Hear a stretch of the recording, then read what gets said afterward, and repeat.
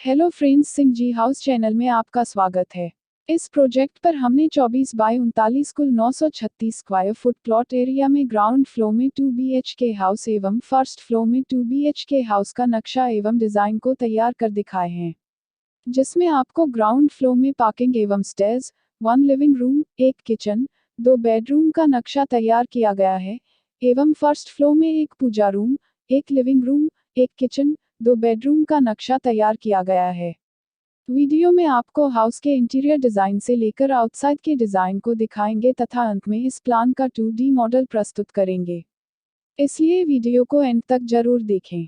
अगर आप चैनल पर नए हैं तो हमारे चैनल सिंह जी हाउस को सब्सक्राइब कर लीजिए, साथ ही बेल आइकन को ऑन कर दीजिएगा जिससे आपको हमारी आने वाली वीडियो का नोटिफिकेशन सबसे पहले मिले।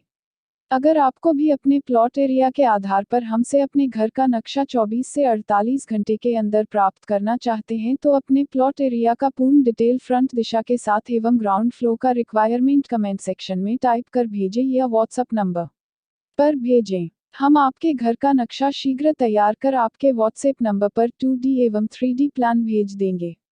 इसके आगे इस घर के डिज़ाइन को देखें और एंजॉय करें।